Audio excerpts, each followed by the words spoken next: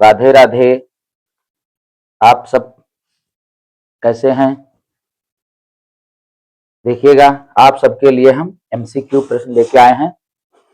Question number 1 आपका दिया हुआ है, एचसीएफ दिया है 99 और 153 का 9 दिया है। हमको एलसीएम ज्ञात करना है इनका। तो हमारा फार्मूला होता है एलसीएम बराबर ए गुणे बी, मतलब पहली संख्या गुणे दूसरी संख्या और बटे एचसीएफ। अब यहीं पे हम मान रख देंगे। ए की जगह पर हम 99 लिखेंगे और गुणे बी की जगह 153 लिखेंगे और इनकी हम भाग कर देंगे इनको 9 से। एचसीएफ का मान डाल देंगे 9 से इसको हम कैंसिल कर देंगे। 9 एक कम 9 एक कम, हमारा आंसर क्या आ जाएगा? 11 से आप गुणा करिएगा। 11 तिया 33, हासिल आए 3, 11 पचे 55, 55 3 58, फिर 5 हासिल आए, 11 एक कम 11 5 16। अब देखिएगा आपका कौन सा विकल्प सही मिल रहा है। इसमें 1683 ए पार्ट आपका सही है। 2 नंबर प्रश्न पे हम आते हैं, क्वेश्चन नंबर 2 पे, है ना। अब देखिएगा, एक थैले में कहता लाल गेंद है 3 और कुल गेंद है नीली इसमें 2। यहाँ पे लाल गेंद लिख लीजिएगा कितनी है। लाल गेंद बराबर 3, नीली गेंद बराबर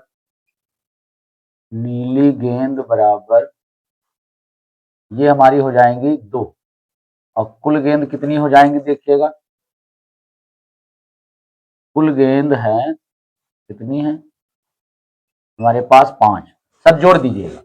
हमको प्रायिकता किसकी बतानी है जरा देखिएगा। कह रहा थैले से यादृच्छा एक गेंद निकाली गई है, उस गेंद की नीली होने की प्रायिकता ज्ञात कीजिए। तो नीली गेंद की प्रायिकता हमको निकालनी है, मतलब पी हमको प्रायिकता बतानी है किसकी? नीली गेंद की। तो नीली गेंदें कितनी है? 2 और बटे कुल गेंदें कितनी आई? 5। ये हो गई आपकी प्रायिकता। कैसा लगा, है ना। आपका आंसर आ गया 2/5। अब आ गया था 3 नंबर प्रश्न आता है, माध्यक वर्ग ज्ञात करना। सारणी आपकी दी हुई है, चलो इस क्वेश्चन को रख कर देते हैं। माध्यक वर्ग आपका बहुत इंपॉर्टेंट प्रश्न है। एक बहुलक वर्ग और एक माध्यक वर्ग जो आने अनिवार्य हैं। माध्यक वर्ग और बहुलक वर्ग बहुत इंपॉर्टेंट है। प्रश्न नंबर 3 ये आपकी सारणी है जिसमें दिया है वर्ग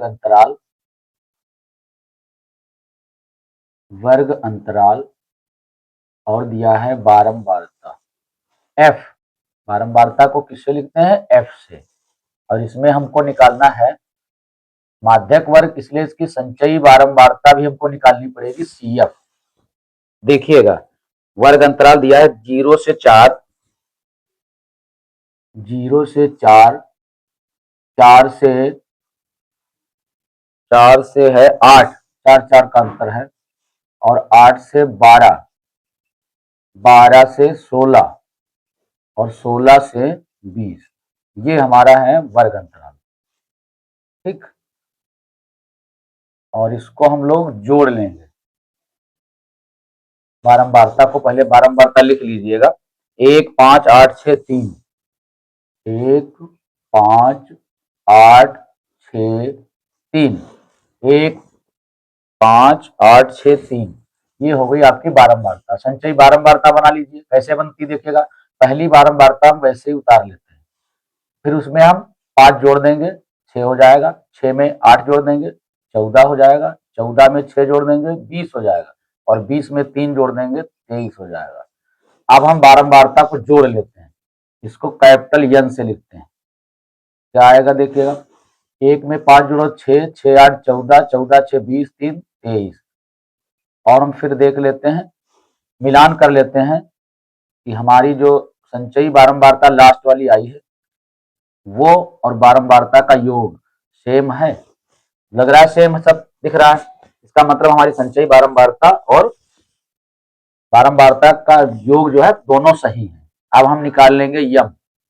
यम बराबर यन बटे दोवां पद,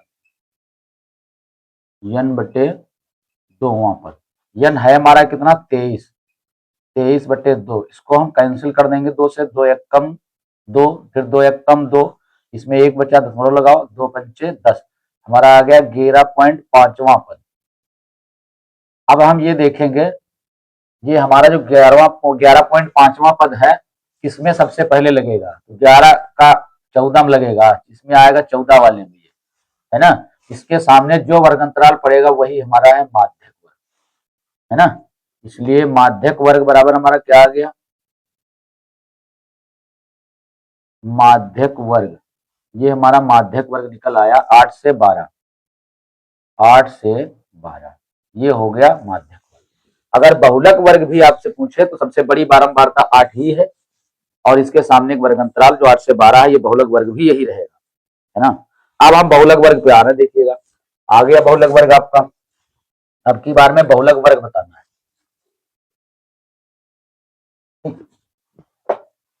ये है प्रश्न नंबर 4, इसमें भी सारणी बनाइएगा। इसमें भी दिया वर्ग अंतराल और बारंबारता, वर्ग अंतराल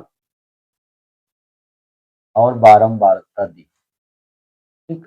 बारंबारता दी है f, कितनी कितनी दी है जरा देखिएगा, 0 से 10, 10 से 20, 0 से 10, 10 से 20, 20 से 30, 30 से 40 और 40 से 50,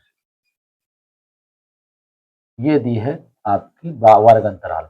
बारंबारता क्या दी है, 11, 21, 23, 5, 14, 11, 21, 23 और 5, 14, 11, 21, 23, 11, 21, 23, 5, 14, ठीक। ये आपकी हो गई बारंबारता। अब हम क्या करते हैं, देखिए बहुलक वर्ग ज्ञात करने के लिए सीधे सीधे लिख देते हैं, बहुलक वर्ग बराबर, बड़ा आसान प्रश्न है ये, 1 नंबर के लिए बहुत ही सरल। बहुलक वर्ग क्या होता है इसका, सबसे पहले इसमें तो यही देखते हैं सबसे बड़ी बारंबारता कौन है। सबसे बड़ी बारंबारता हमारी है 23, इसके सामने जो वर्ग अंतराल आएगा वो हो जाएगा आपका बहुलक वर्ग, 20 से 30, ये आपका हो गया आंसर, है ना। बहुत सरल, बढ़िया, समझ में भी बढ़िया अच्छा आया होगा बहुलक वर्ग कैसे निकालते हैं, है ना। अब नेक्स्ट क्वेश्चन है 5 नंबर, ये देखिएगा क्या कह रहा है, किसी सिक्के को एक बार उछालने पर हेड आने की प्रायिकता। अब यहां देखिएगा, अगर हम कोई सिक्का उछालते हैं तो उसमें दो घटनाएं घट सकती हैं, या तो टेल आ सकता है या हेड आ सकता है, तो हेड टेल दोनों, है ना। तो इसलिए अगर हेड आ सकता है, टेल आ सकता है, तो घटनाएं कितनी घट सकती हैं, 2। तो कुल घटनाएं हमारी हो गई, यनेस कहा जाता है कुल घटनाओं को, तो हमारी घटनाएं घटेंगी 2। अब हमको हेड आने की प्रायिकता बतानी है, तो इसका मतलब हमारा यनई, संभव घटनाओं की संख्या कितनी होगी, इसको यनई कहा जाता है 1। अगर एक बार उछालेंगे तो हेड एक ही बार आएगा। तो अब इसकी प्रायिकता निकालनी थी, हेड आने की प्रायिकता पी ज्ञात करनी है, तो फार्मूला होता है यनई बटे यनेस, पी बराबर यनई बटे यनेस, ये फार्मूला होता है। और यनई हमारा है 1 और बटे 2, तो अब ये हमारा आंसर हो गया 1 बटे 2, है ना। ये भी आपको सरल लगा होगा। अब इसमें आपका पार्ट सही है, डी पार्ट। अब देखिएगा इसमें अगर टेल की भी प्रायिकता पूछे तब भी 1/2 ही रहेगी, क्योंकि टेल भी हमारा एक ही बार आ सकता है ना। तो टेल आने की प्रायिकता 1/2 और हेड आने की प्रायिकता 1/2, इसको ध्यान रखना है ना। अब देखिए कह रहा है 144 के अभाज्य गुणनखंड होंगे। चलो 144 के अभाज्य गुणनखंड कर लो, इसको रफ कर देते हैं।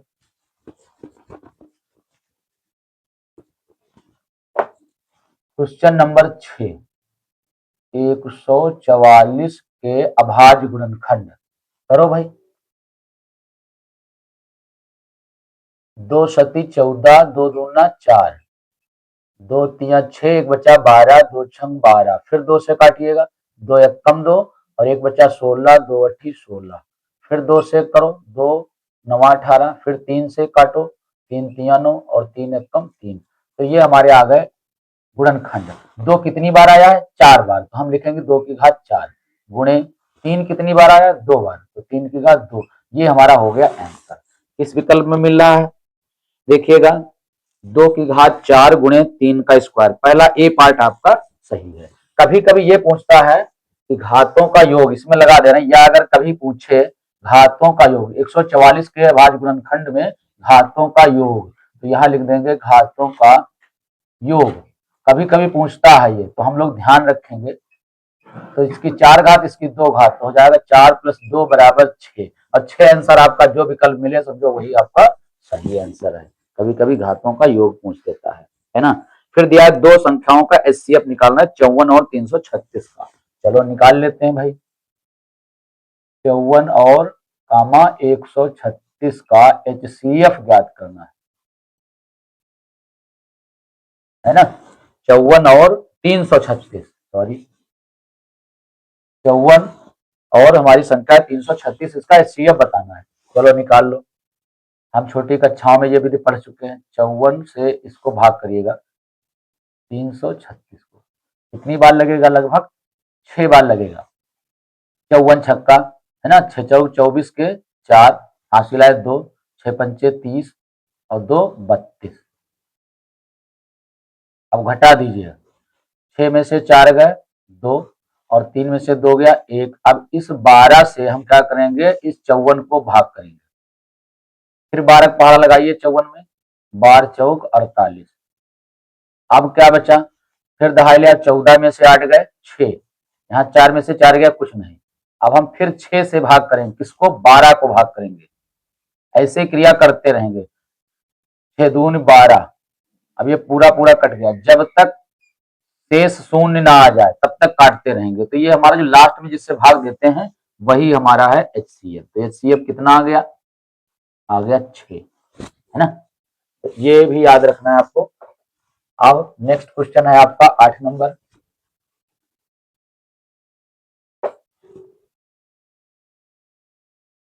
8 नंबर पे आ जाइएगा। बिंदु 3, 4 की एक्स अक्ष से दूरी पूछ रहा है। बिंदु 3, 4, बिंदु दिया है 3, 4 की एक्स अक्ष से दूरी पूछ रहा है। ठीक, एक्स अक्ष से दूरी, इसका फार्मूला होता है एक्स अक्ष से दूरी बराबर वाई। हालांकि यहाँ पे आपका एक्स ये है, ये वाई है, वाई कितना है आपका 4। अगर ये हम फार्मूला भूल जाते हैं कि एक्स अक्ष से दूरी ज्ञात कीजिए बराबर वाई होती, भूल जाए, तो अगर यक्स अक्ष से पूछ रहा है दूरी ज्ञात कीजिए तो यक्स वाले को बंद कर लीजिए, तो आपको क्या दिखेगा? 4 दिखेगा, वही आपका आंसर हो जाएगा। अगर वाई अक्ष से दूरी पूछे तो वाई वाले को बंद कर लीजिए और तब हमको दिखेगा 3, तो हमारा 3 आंसर हो जाएगा, है ना। ये प्रश्न आपका बहुत इंपॉर्टेंट है, एक प्रश्न आने की पूरी संभावना है 100%, है ना। इस प्रश्न को हमको ध्यान रखना है। अब अगला प्रश्न आपका आता है 9 नंबर। ये आपका आंसर हो गया, है ना। 8वां प्रश्न था, इसमें आपका आंसर सही है 4 इकाई डी पार्ट। इसमें इकाई या मात्रा कुछ भी लिख सकते हैं, ये 4 इकाई आपका आंसर हो गया। अब 9 नंबर प्रश्न पे आते हैं। इसमें दिया है 3x² + 5x + 3 = 0। 3x² + 5x + 3 = 0। तेरा के मूल है, 3x² + 5x + 3 = 0 के मूल है। ये भी बहुत पूछा जाता है प्रश्न। अब मुदिया कह रहा है कि वास्तविक है, वास्तविक तथा बराबर है, वास्तविक नहीं है, वास्तविक तथा भिन्न है। तो इसके लिए हम क्या करेंगे? ऐसे तो पहचान कर नहीं पाएंगे, इसके लिए हमको विविक्त कर ज्ञात करना होता है। चलो विविक्त कर ज्ञात कर लेते हैं, डी निकाल लेते हैं। विविक्त कर डी बराबर, विविक्त कर को डी से लिखा जाता है, डी बराबर फार्मूला होता है b² - 4ac। इसी मान डाल दीजिए, एक लाइन में आंसर आ जाएगा। एक्स स्क्वायर के गुणांक को ए कहा जाता है, एक्स के गुणांक को बी कहा जाता है और अचर पद को सी कहा जाता है। तो ए बी सी ये हमारे मान हो गए, ए बी सी। तो बी का मान 5, 5 का वर्ग कर दीजिए, -4, फिर गुणे ए का मान 3, फिर गुणे सी का मान 3 और इनकी गुणा करो जरा। 5 का वर्ग होता है 25, -4×3 = 12, 12×3 = 36 और 25 से जब आप 36 घटाओगे तो आएगा -11। अब ये डी का मान हमारा -11 आया है, इसका मतलब मूल वास्तविक नहीं। अगर +11 आया होता तो मूल लिखा जाता वास्तविक है। अगर यहाँ पे डी का मान 0 आता आया होता तो हम कहते मूल वास्तविक एवं समान है ना। तो ये 3 शर्तें होती हैं डी की। तो हमारा माइनस में डी का मान आया है, इसलिए हम लिखेंगे मूल वास्तविक नहीं है। अतः मूल वास्तविक नहीं है, मूल वास्तविक नहीं है। ये हो गया आंसर आपका। अब क्वेश्चन नंबर आता है 10। ये रहा आपकी स्क्रीन पर आ गया है। 10 नंबर प्रश्न देखिए, लिखा x माइनस वाई बराबर 2, एक्स प्लस वाई बराबर 2। x माइनस वाई बराबर 2 इसको आप समीकरण नंबर 1 मान लीजिएगा, और x प्लस वाई बराबर 2 ये मान लीजिएगा समीकरण नंबर 2, है ना। अब यहाँ पे हम देखेंगे, लिख देंगे जोड़ने पर,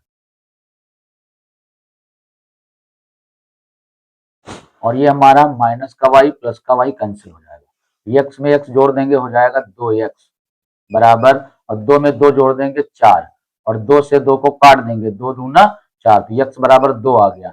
अब हम अगला y का मान निकालने से पहले हम ये देख लेंगे चारों विकल्प में 2 प्लस का किस में आ रहा है।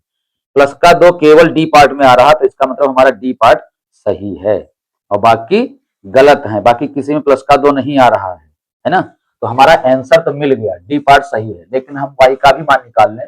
x बराबर 2 समीकरण नंबर 1 में रख दें, ठीक, समीकरण नंबर 2 में डाल दें, लिख दीजिए समीकरण नंबर 2 में रखने पर रख दीजिएगा तो हो जाएगा 2 प्लस वाई बराबर 2, 2 प्लस वाई बराबर 2। अब y का मान निकाल लें, y बराबर 2 प्लस 2 का पक्षांतर माइनस 2, ये आ जाएगा y बराबर 0। ये आपका आंसर आ गया। तो इसमें x का मान 2 आया है और y का मान 0 आया, ये हमारे हो गए आंसर 2, 0। तो x का मान 2 और y का मान 0, इसका मतलब डी पार्ट आपका सही है। चलो 11 नंबर क्वेश्चन पे आ जाइए।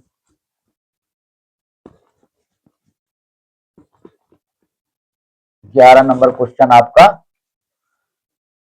आ रहा है, ये देखिए, अगर दो संख्याओं का योगफल तथा अंतर क्रमशः दिया है 8 और 2, योगफल दिया है दो संख्याओं का, तो इसको हम मान लेंगे x प्लस वाई बराबर 8, और पहला अंतर 2 है तो लिख दो x माइनस वाई बराबर 2। ये दूसरा हो गया, दोनों समीकरण हो गए। हालांकि विकल्प में तो ऐसे ही समझ सकते हैं, कहता है कि अंतर दोनों का योग 8 है और अंतर 2 है, तो इसमें संख्याएं ऐसी चुनिएगा, विकल्प में ही ढूंढ सकते हैं बिना लगाए, है ना, कि जोड़ दें तो 8 हो जाए और घटा दें तो 2 आ जाए। पहले तो हल कर लीजिएगा, इसको लिख दीजिए जोड़ने पर, है ना। तो ये हमारे plus y minus y cancel, तो यक्स यक्स हो गया 2x और 8 2 10, 2 से काट दीजिए 2 पंचे 10, तो यक्स बराबर आ गया 5। और फिर हम समीकरण नंबर 1 में इसको रख दें, 1 में रख देंगे तो y का मान निकल आएगा, रख दीजिएगा 1 में, तो 5 प्लस वाई बराबर 8, y का मान निकाल लीजिए, हो जाएगा 8 प्लस 5 का पक्षांतर माइनस 5, तो y बराबर आ गया 3, और x का मान कितना निकला है इसमें, x का मान हमारा आ गया है 5। ये हमारा आंसर हो गया, कौन सा, 5,3, 5,3, ये हमारा आंसर है। कौन सा पार्ट सही है आपका, 5,3, ये हमारा बी पार्ट सही है। तो हम इस प्रकार से भी ढूंढ सकते हैं, जैसे कहा उसने कि योग दोनों का 8 है, अंतर 2 है। पहला विकल्प है आपका 6,2, तो 6 में 2 जोड़ो 8 तो हो जाएगा, लेकिन 6 में से 2 घटाओ तो अंतर 2 नहीं आएगा, इसका मतलब ये विकल्प हमारा गलत है। दूसरा विकल्प है 5,3, तो 5 3 को जोड़ दीजिए तो 8 हो जाएगा, 5 में से 3 घटा दीजिए 2 आ जाएगा, इसका मतलब यही विकल्प हमारा सही है, फिट हो रहा है। तो बिना लगाए हम आंसर बता सकते हैं इतना। ये है 12 नंबर प्रश्न। अब है श्रेणी दी है आपकी AP 10 7 4, 10 7 4 dot dot dot dot, हमको निकालना है का 20वां पद ज्ञात कीजिए, कामा हमको निकालना है A20, A20 का मान बताना है ना। तो हम लिख लें, फार्मूला होता है एक an बराबर a plus n minus 1 into D, ये फार्मूला हमारा होता है। चलो इसे मान रखो, n की जगह पर 20, तो क्या हो जाएगा A20 बराबर a की जगह पर प्रथम पद आप रख दीजिएगा, यहाँ a हमारा कितना है, प्रथम पद 10, सार्वांतर d निकाल लीजिएगा, d कितना है, दूसरे पद से पहला वाला घटा दीजिए, सार्वांतर मालूम हो जाएगा, 10 7 में से 10 घटा दो तो आंसर आएगा माइनस का 3, ये हमारा हो गया सार्वांतर। अब डी एक a का मान यहाँ रख दीजिएगा 10, प्लस n की जगह पर 20 रखना है और -1 और इंटू डी की जगह पर क्या रखना है -3 रख दो। ठीक, अब क्या हो जाएगा 10 और प्लस अंदर बचा 19 और गुणे -3 लिख दो, ब्रैकेट बाहर है, गुणा कर दो तो ये आ जाएगा 10 प्लस 19 माइनस का। अब हम -57 में से जब 10 घटाएंगे तो बचेंगे -47। तो हमारा कौन सा पार्ट सही है -47, सी पार्ट हमारा सही है। अब आते हैं 13 नंबर पे। 13 नंबर क्वेश्चन, ये देखिए अब 13 नंबर आ रहा है। हमारे एमसीक्यू प्रश्न जो वीडियो बना रहे हैं आप लोगों को अच्छे लगे तो हमारे इस वीडियो को शेयर करिए, सब्सक्राइब करिए और लाइक करिए ना, कमेंट कीजिएगा, हमको पता चले कि हमारे वीडियो कौन कौन देख रहा है। यह है 5 सेंटीमीटर त्रिज्या के वृत्त पर उसके केंद्र से 13 सेंटीमीटर दूर स्थित एक बिंदु से खींची गई स्पर्श रेखा की लंबाई। 5 सेंटीमीटर त्रिज्या का एक वृत्त है, त्रिज्या कितनी है इसकी 5 सेंटीमीटर, और वृत्त के उसके केंद्र से 13 सेंटीमीटर दूर स्थित एक बिंदु से खींची गई स्पर्श रेखा की लंबाई। एक वृत्त बना लीजिएगा, इसके केंद्र से कितनी दूर है बिंदु, मान लो P, ये दूर है 13 सेंटीमीटर, यहां से एक स्पर्श रेखा खींचनी है। ये प्रश्न आपका बहुत ही इंपॉर्टेंट है। मान लो Q बिंदु है यहाँ पे और ये इसको मिला देते हैं तो ये बन जाएगी इसकी त्रिज्या, ये जो दी है 5 सेंटीमीटर दी है। ठीक, ये 5 सेंटीमीटर, ये केंद्र हो गया आपका। अब हमको निकालना है स्पर्श रेखा की लंबाई। हम जानते हैं कि त्रिज्या OQ और PQ स्पर्श रेखा एक दूसरे पर सदैव लंब होती है। यहाँ आपका 90 अंश का कोण बनेगा तो ये कर्ण हो जाएगा और ये लंब हो जाएगा, ये PQ निकाल लो तो क्या निकलेगा PQ बराबर अंडर रूट कर्ण का वर्ग माइनस लंब का वर्ग, इसको लंब मान लीजिएगा तो क्या आ जाएगा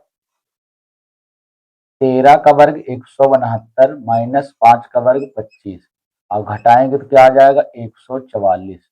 144 का वर्गमूल होता है 12, तो 12 सेंटीमीटर हमारी PQ आ गई है ना। ये हमारा प्रश्न पूरा हुआ। कौन सा विकल्प सही है 13 नंबर में, डी पार्ट सही है। अब क्वेश्चन नंबर 14 पे आ जाते हैं। तरह 7 सेंटीमीटर भुजा वाले दो घनों के सिरों को मिलाकर रखा गया है, प्राप्त ठोस का संपूर्ण पृष्ठीय क्षेत्रफल ज्ञात कीजिए। चलो मिलाओ भाई दो घन, घन जो हमारे होते हैं, भुजा हमारी घन की दी है 7 सेंटीमीटर, ए बराबर 7 लिख लो।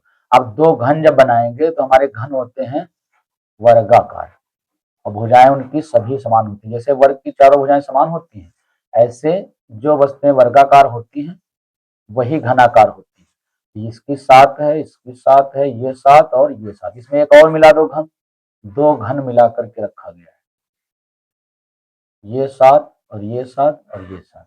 अब ये ठोस बन गया हमारा घनाभ। जब दो घन मिला देंगे एक में तो हमारी आकृति जो बनेगी वो क्या बन जाएगी, घनाभाकार बन जाएगी, तो घनाभ बन गया। तो इसकी लंबाई क्या है, एल निकाल लेते हैं। 7 और 7 जोड़ दीजिए, पूरी हमारी टोटल कितनी हो जाएगी 7 + 7 बराबर 14 सेंटीमीटर। ये आ गई हमारी एल। चौड़ाई इसकी बी कितनी है 7, लिख दो बी बराबर 7 सेंटीमीटर। एच कितनी है इसकी, एच हमारी है बीच की 7, ऊंचाई भी इसकी 7 है। अब हम निकाल लेते हैं ठोस का संपूर्ण पृष्ठीय क्षेत्रफल। ठोस का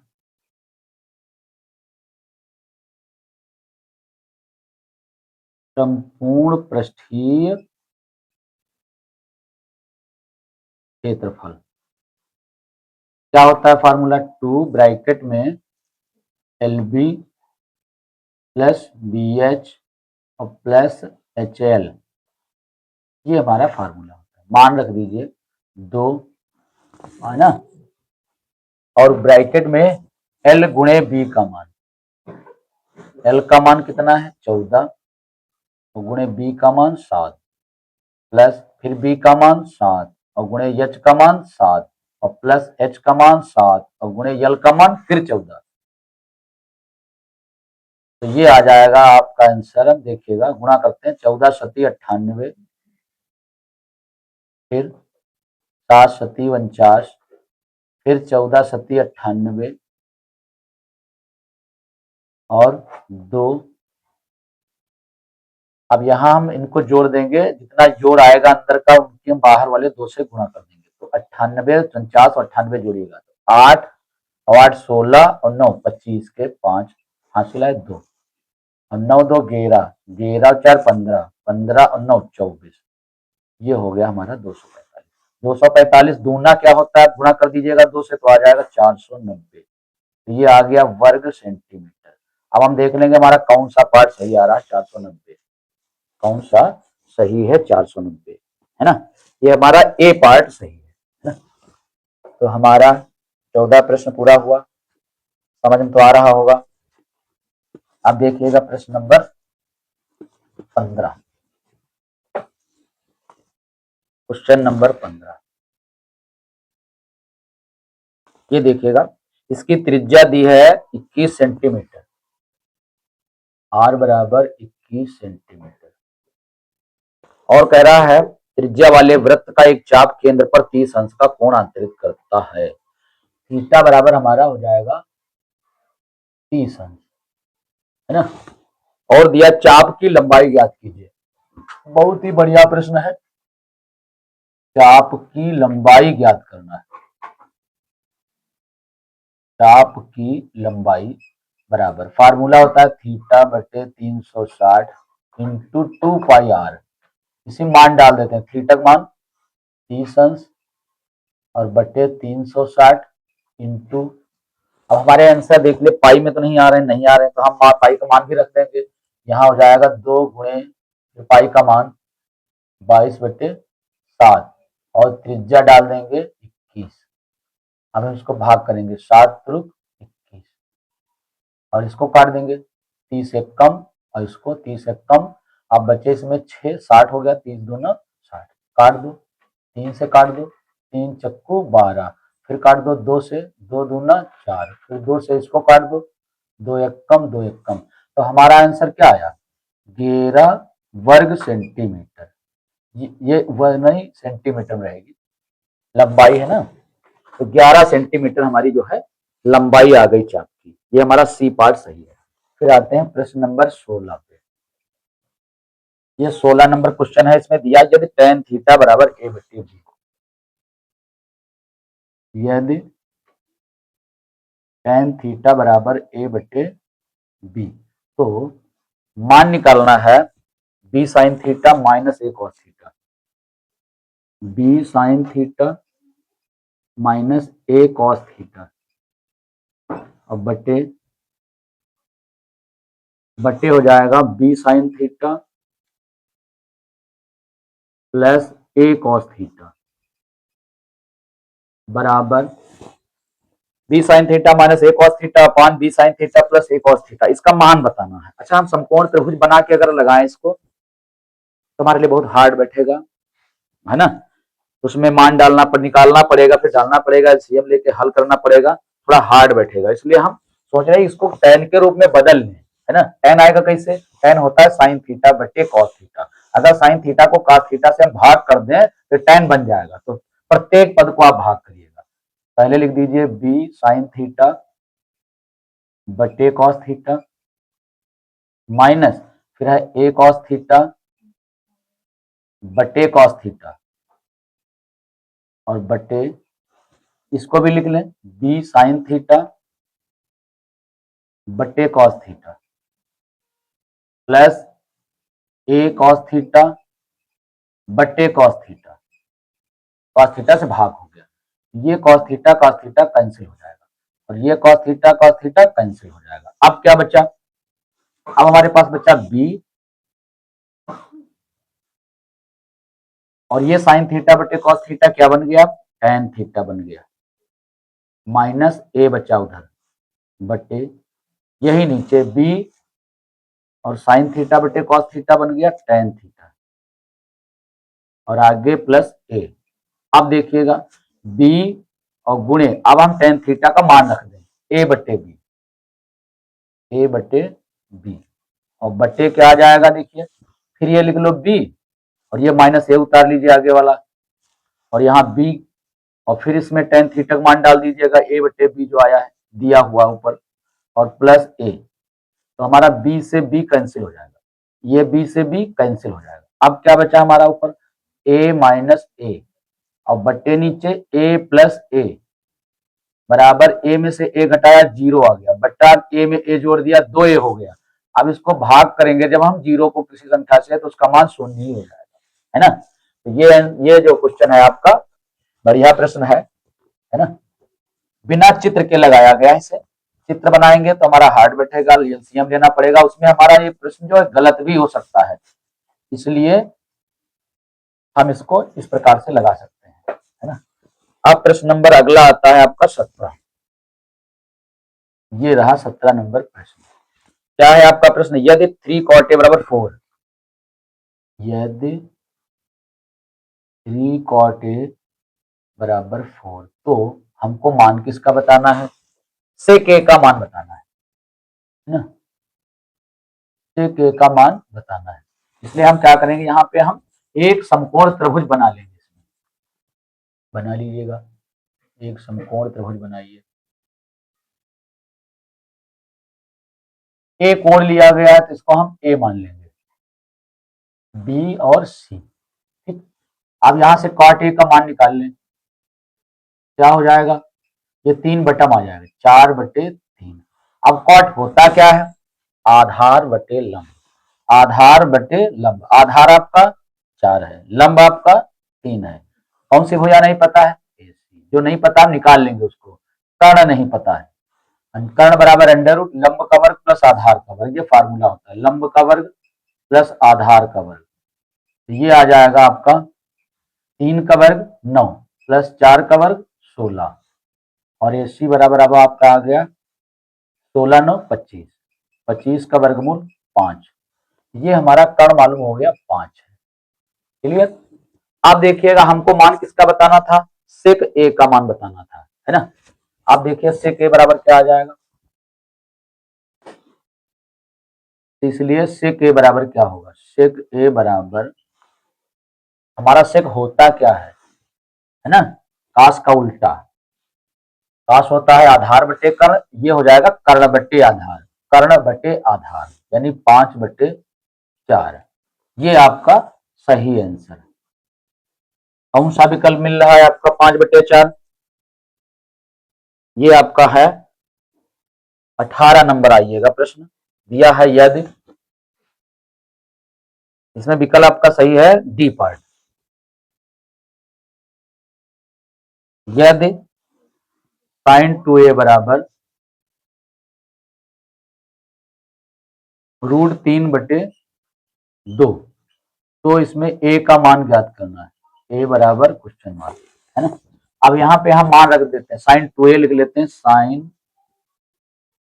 2a बराबर, अभी साइन कितने का मान होता है, साइन 60 का मान होता है, तो हम कोणों की तुलना कर लेंगे, तो 2a बराबर आपका आ जाएगा 60, फिर 2 से हम कैंसिल कर देंगे, 2 3 6, और a बराबर आ गया आपका 30 अंश, ये आपका सही आंसर है। फिर आता है 19 नंबर प्रश्न आपका, है ना, a बराबर 30 अंश, जो आपका सी पार्ट सही है। फिर लिखा है यदि 2 cos 3 थीटा बराबर 1, यदि 2 cos 3 थीटा बराबर 1, तो थीटा का मान होगा, थीटा बराबर क्वेश्चन मार्क। अब यहां से हम cos 3 थीटा का मान निकालेंगे, क्या आ जाएगा देखो, एक और ये 2 बट्टा में चला जाएगा, फिर हम लिख लेंगे cos 3 थीटा बराबर, ये cos कितने का मान होता है, 1/2, cos 60 का मान होता है, फिर तुलना करेंगे कोणों की, तो जाएगा 3 थीटा बराबर 60, और 2 से हम भाग कर देंगे इसको, 3 से भाग करेंगे, सॉरी, 3 दूना 6, तो हमारा थीटा बराबर आ गया 20 अंश, ये कोण हमारा निकले। ये सब बहुत ही इंपॉर्टेंट प्रश्न है ना, और इसमें हमारा विकल्प मिल रहा है सही, 20 अंश जो है बी पार्ट सही है ना। हमारा नेक्स्ट क्वेश्चन, लास्ट क्वेश्चन आ रहा है 20 नंबर, ये हमारा लास्ट प्रश्न है 20 नंबर का, है ना। इसमें एक चित्र बना हुआ है, चित्र हम बना लेंगे।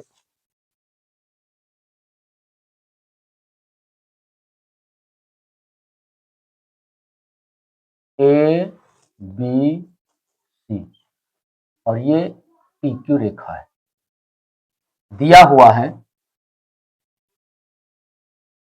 क्या क्या दिया है कि पी क्यू जो है बीसी के समांतर है, पी क्यू समांतर है बीसी के, है ना। और क्या दिया है, और इसमें दिया है पी क्यू बीसी का अनुपात दिया हुआ है, पी क्यू अनुपात बीसी, ये कितना दिया है 1:3। ये हमारा बहुत ही इंपॉर्टेंट प्रश्न है, इसको सब लोग आप जो है मार्क कर लीजिएगा। हमको एपी और बीपी का अनुपात बताना है, तो कहता है एपी अनुपात बीपी बराबर क्वेश्चन मार्क, है ना। हम हल करेंगे, देखेंगे, है ना। त्रिभुज एबीसी में, क्योंकि त्रिभुज एबीसी में पी क्यू समांतर है बीसी को, है ना। और जब किसी भी त्रिभुज में, है ना, पी क्यू समांतर है बीसी के, ऐसा अगर है तो हम क्या करते हैं, जैसे लिखा है पी क्यू बीसी का अनुपात दिया है, पी क्यू और बीसी का, तो हम ऐसे ही अनुपात में लिएंगे। जैसे पी क्यू छोटे त्रिभुज की भुजा है, बीसी बड़े त्रिभुज की है, तो हम छोटे त्रिभुज की एपी लेंगे और बड़े त्रिभुज की ए बी, वैसे ही लिखेंगे। क्या लिखेंगे, एपी बटे ए बी, एपी बटे ए बी, और बराबर फिर हो जाएगा फिर छोटे त्रिभुज की पी क्यू और बटे बीसी, ये आ जाएगी। अच्छा, एपी को हम वैसे ही लिखा देंगे, एपी को वैसे ही लिख देंगे बटे ए बी को तोड़ देंगे, ए बी की जगह पर पूरी जगह लिखेंगे एपी और प्लस बीपी, एपी और प्लस बीपी बराबर, और पी क्यू बटे बीसी का अनुपात दिया है 1:3, तो इसको लिख देंगे 1/3 और इसकी हम कर लेंगे तिरछी गुणा, तो 3 और एपी की गुणा हो जाएगी 3 एपी बराबर, फिर एपी प्लस बीपी गुणा 1 से करेंगे तो आ जाएगा एपी प्लस बीपी। अब हम क्या करेंगे, एपी का पक्षांतर कर लेंगे, तो 3 एपी माइनस एपी बराबर बच्चा हमारा बीपी। अब 3 एपी से जब हम 1 एपी घटा देंगे तो आ जाएगा 2 एपी बराबर बीपी, और जब एपी के नीचे हम बीपी बटा में ले आएंगे तब क्या आ जाएगा, उधर क्या बचा, कुछ नहीं, मतलब 1 लिखेंगे, 0 नहीं लिखेंगे, और ये 2 उधर बटा में भेज देंगे, तो ये आ गया एपी और बीपी का अनुपात, एपी अनुपात बीपी बराबर 1:2। ये रहा आपका आंसर, और विकल्प सही आपका है, ए पार्ट सही है ना। तो धन्यवाद, आज यहीं तक। चैनल को हमारे सब्सक्राइब करिए, लाइक करिए, शेयर करिए।